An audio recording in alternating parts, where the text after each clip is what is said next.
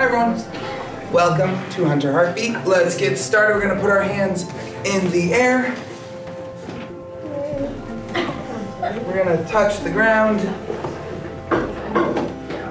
We're gonna put our hands on our knees and take a deep breath in. And we're gonna listen to the clock. If you wanna close your eyes, that's fine. If you wanna rock back and forth, that's fine. Whatever you'd like to do to relax.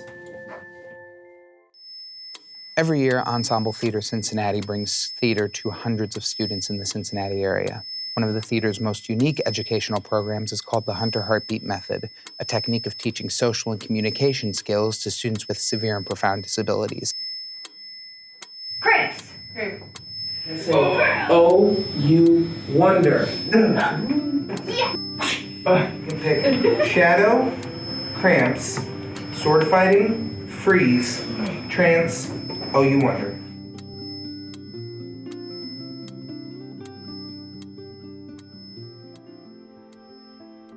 Wow.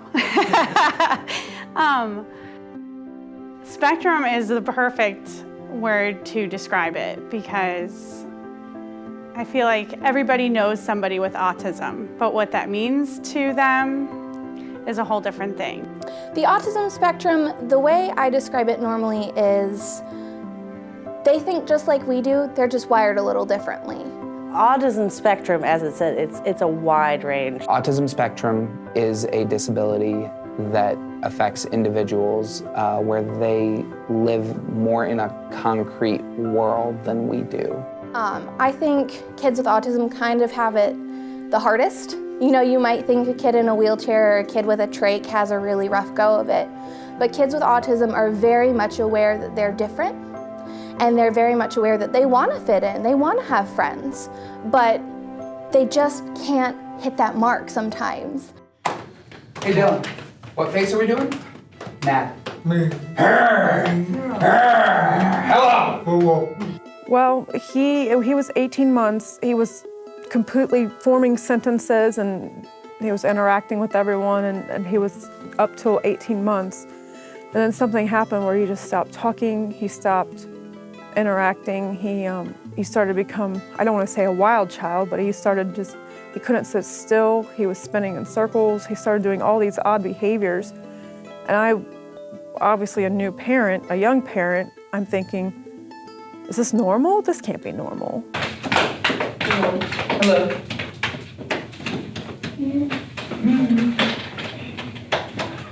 Hello. Hello. She was diagnosed with autism at age 4, and she also has anxiety and OCD. And recently, through the teen years, we've had lots of issues with a little more harmful things like self-injury and sometimes hurting others. And the obsessive part sometimes goes to a level of just where she can't function. Because it's a spectrum, it's very, very hard to describe. One of the main features, I think, of the whole spectrums is social skills.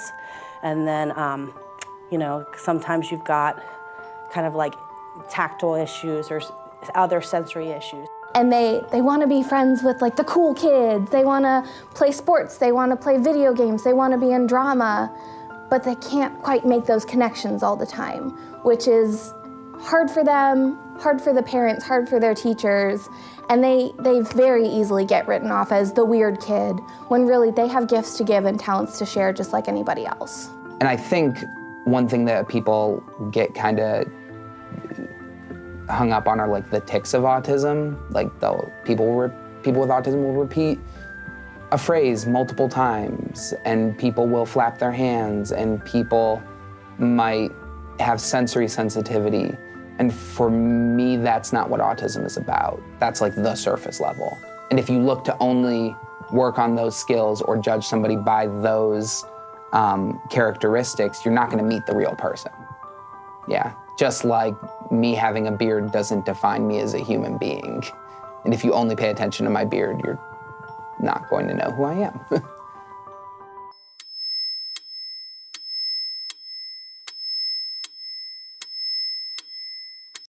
The Hunter Heartbeat method is a method of teaching kids with disabilities anywhere from mild to severe and profound that uses Shakespearean plays, specifically The Tempest and A Midsummer Night's Dream, to reach kids with disabilities and reach them in terms of teaching social skills, teaching communication skills, interpersonal skills. And it takes one specific moment of a play and explores that moment's relationship to the kid's senses.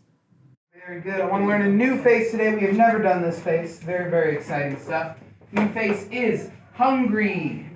Hungry, hungry, hungry. I'm sure you guys have never felt this in your life. So, let's see. When I do hungry, Brianna, what's hungry to you? If you had to be hungry, what would you look like? My brother is severely disabled. His name is Adam. He's probably, as I like to put it, autistic with a capital A. Mom, 1, 2, You 3. need to calm down. Calm down. Yeah. And so the reason I ended up getting into theater ended up being a lot due to him. When you're the sibling of someone with a severe and profound disability, a lot of your parents' attention needs to go to him or her. I didn't get a lot of attention from my parents, not in a bad way. They were always very supportive of everything I tried to do, but growing up with my brother, he demanded a lot of attention, and so I grew up with a whole separate set of skills. And so for me, theater ended up being an outlet, I think was how it started. And so I started applying to like all of these different apprenticeships, and I ended up getting 2. One from Ensemble Theater Cincinnati, where I am, and another from another theater that's, has technically more prestige. And for some reason something told me to come to Ensemble, and I knew nothing about Cincinnati. I just drove here. I knew the Cincinnati Bengals played here. I didn't even know the Cincinnati Reds played here. That's all I knew. And I met Lynn Myers, who's the artistic director here, and Shannon Ray Lutz, who's the director of apprentice programming, and things just fell into place. It was like someone put me in that theater company that was able to give me everything that I needed at that moment. Luck is a big key, and I'm blessed to work in a place where they give me the autonomy over my own work and the freedom to explore and the freedom to fail if I need to. Dylan, you want to play? Yes or no? You want us to play? All right, come on. Do you want to play with Ben or Brianna? Okay. Do you want to be Ferdinand or Miranda? Miranda? Ferdinand? Miranda? Ferdinand. Okay. Here we go. So we're gonna walk around. You're gonna find my eyes, Ellen. Find my eyes. Find my eyes. Find my eyes. Find my eyes, find my eyes, find my eyes, find my eyes, find my eyes, find my eyes. I'd always known that theater in terms of working with kids with disabilities was what I wanted to do. It was shocking that we don't work with this population more when I started, just because I think of all kids that could benefit from a theater education, these are the kids that need it more, and these are the kids that need it most. If the whole issue with individuals with disabilities, they have trouble connecting with the world around them and the relationships that you and I have as human beings, if that's kind of the crux of the matter there, and theater's entire purpose is to explore the ways two people interact in society. I mean, the fact we're now just coming to this partnership is ridiculous to me. So I always knew that I wanted to work theater education for individuals with disabilities. And I was kind of exploring my own process and coming up with my own methodology. It was Lynn was invited to Ohio State to take a weekend with the Hunter Heartbeat, and she was not able to go due to some rehearsal commitments, but she forwarded it to me knowing this was something that I think I would find interesting. And I went there not expecting a whole lot. A lot of the time you get individuals with disabilities and teachers with them that it's a very surface level. And I went actually with my friend Carrie Parsons, who's another collaborator and artist of mine, who is she also has a brother with a disability. And the two of us were just completely blown away by this methodology. and how kind of grassroots it was and how freeing it was. Cramps! Oh, yeah! There it was. Better! So the first game I always play is called Cramps. It is a game between Prospero the wizard and Caliban the monster, and they have a contentious relationship. And so the student and the teacher walk around the circle, and whoever's playing Prospero, when they feel like it can point at the monster and say the word cramps, Good. Oh! the monster will immediately fall to the ground in writhing pain. In order to make him better, Prospero will clap his hands and say the word better. This game is very, very helpful in that it teaches body awareness. It is an introduction into the imaginative process that a lot of these students don't have. And it's fun. It's probably one of the funnest games we play, and everybody loves it. And at the same time, it deals with the most basic emotion we all feel. It doesn't matter whether you have a disability, if you don't have a disability, if you're black, white, anything, you know what pain is. And it's the most basic emotion that we feel as human beings. So there's Cramps.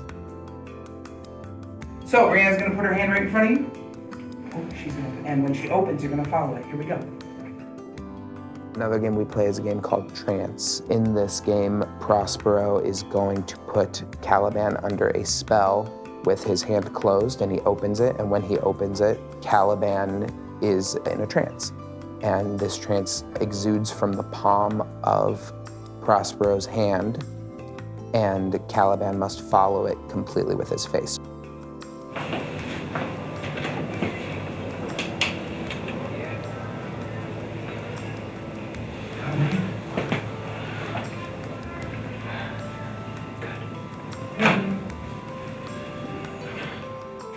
And then at the end, Prospero closes his hand, and Caliban is out of the trance. Do you want to take a turn being the wizard? You want to be the wizard?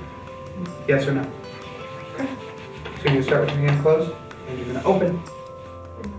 This game is really, really important in terms of giving of oneself and letting your eyes do all the work for you and not being so rigid in your body movements and just letting yourself be led. The power dynamic I really like, and I think it's important for these kids to have complete control over something in their lives, which they very rarely do. Being able to control where your teacher goes is very, very important. What's also interesting, when I started this game, I was concerned that, you know, they'd make him go really fast or it would be unsafe. I ended up realizing that the kids were very, very, very cognizant of that. I can only remember one instance where I had to stop and tell somebody that they had to take it slower, and then they immediately did. Put our hands in the air. Touch the ground. Hands on our knees. A deep breath in. As the program continues, and as they become more comfortable, there's a wave of calmness that settles over the class. Put our hands in the air. We're going to touch the ground. We're going to put our hands on our knee or tray. We're going to take a deep breath in. And we're going to turn the clock off. We're then able to do stuff which are the more consequential things, such as work on a cooperative play. And then through that, once we've established that connection, we're able to work on things like facial recognition. What face are we doing? Oh, very good. Eye contact, body awareness, body engagement, imagination, communication, communicating that you don't want to play. You want to play again, yes or no? No? To improve and play these games. First we're going to go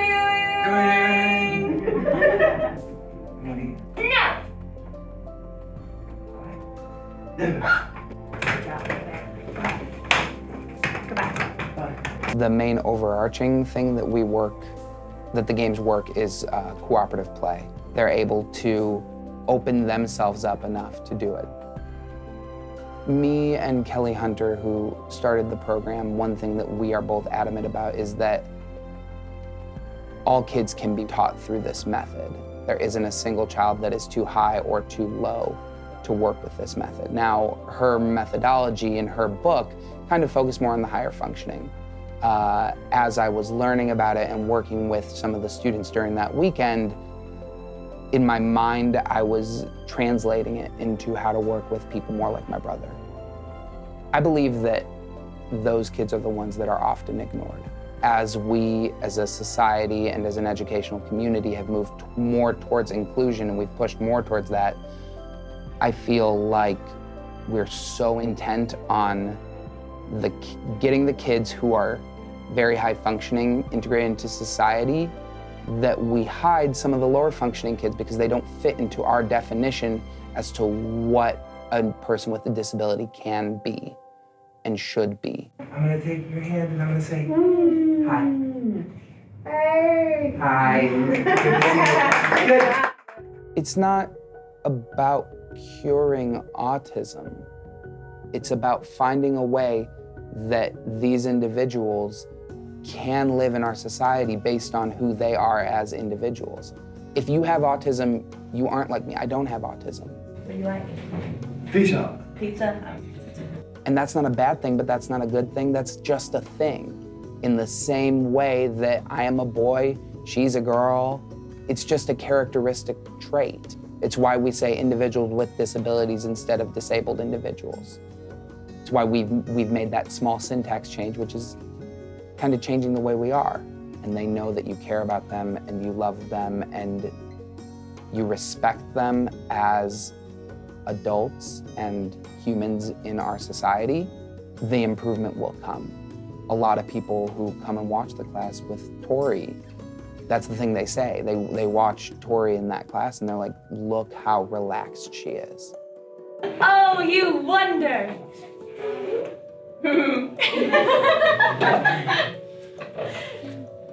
She's not her normal, kind of very hypersensitive self. It's so cool to watch students who struggle to make eye contact look Ben straight in the eye and say hello. Hello. Hello. It's amazing to see students who have trouble expressing their own emotions recognize, oh, this is what an angry face looks like. It's not just a PEX picture that I hand to someone when I feel like I want to hit someone. A huge piece of it is when you can see in the individuals that are in the program that they're enjoying it, and by their little movements or a smile here or whatever. That's a huge piece, and I think that's what gives it the seal of approval more than me. For instance, we had one student and we were doing our morning meeting and it just came off top of his head and he was like, cramps. Cramps. And the teacher went right into it and we were so impressed and we played the game with him, so it works. They're holding on to it. Very good. Excellent. Who would like to play first? Tori, do you want to play? Yeah? Okay. See, I really didn't know how Tori would react because she's always, like I said, kind of been on the sidelines, and she would always do things beside of kids or watch other kids. Yeah. Right, and she loves being around people, but she never wanted to really interact. So, you know, I said, yeah, we'll try it. She wants to be in the middle of things. Yes, yes. Who wants to go next? Matt, do you want to play? Yes. Come on up. Do you want to do the advanced version? Matthew actually goes to my parents' church, and I was in their classroom one day, and it took him a minute to realize who I was because I was out of context. Once I started talking about drama class and all that, we had a little extra time after Sunday school, and I asked Matthew, you know, do you want to play Cramps? Do you want to show your teachers the games that we play at school? And he said yes, and he was right in it.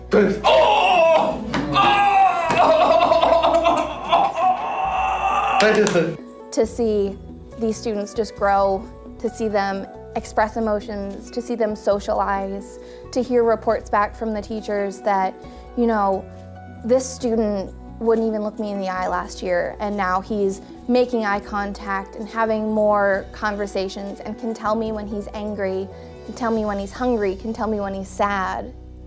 And it's all because of the activities that we do in class. Close your eyes, that's fine. If you want to rock back and forth, that's fine. Whatever you would like to do to relax.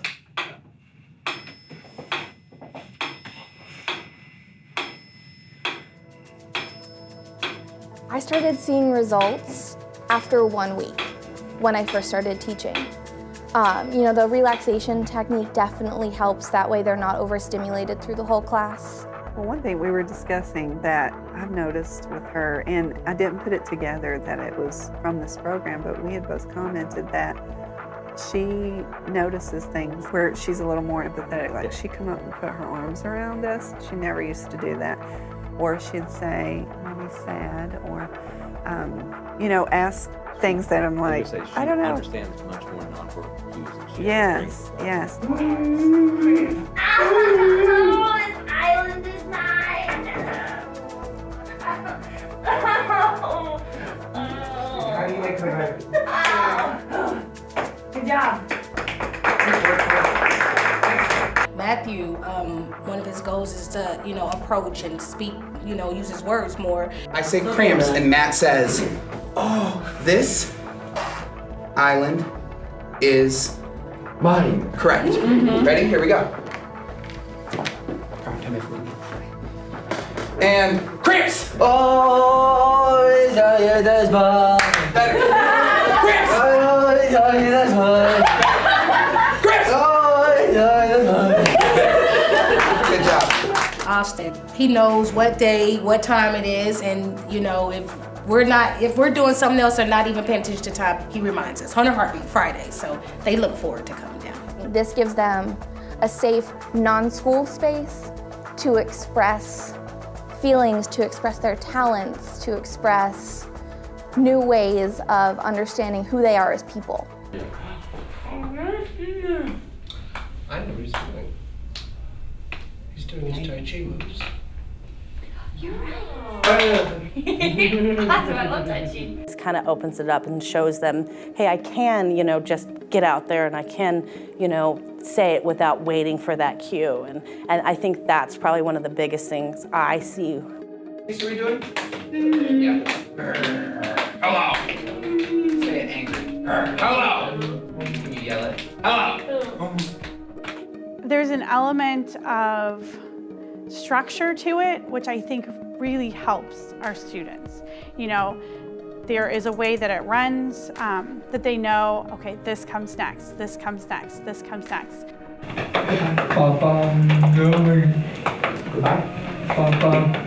Oh, yeah, graduating is scary. He's gonna leave the safety of the Bobbie B. Fairfax school he's been in for 8 years. The only thing I hope for is that he find, like the program I chose, it's actually very similar to Bobbie B. Fairfax structured day. There just isn't that much out there, and I worry about her going back to being a more introverted and not wanting, you know, how she is now. It's like she wants to go out and be part of things. I guess my hope is that they take something from this program and are able to connect with the world around them and find joy in it. I really think 100 Heartbeat is a one-of-a-kind program to combine Shakespeare and the heartbeat and social skill building and emotional expressions. Yes! Yes! Goodbye. We'll wear my Goodbye. Goodbye. Past the facial recognition, past the eye contact, the thing that I hope that these individuals take with them after the program is that there is value in connecting with another person. I want to thank everyone for an excellent class today. Very good work. And I will see you guys soon. Good work.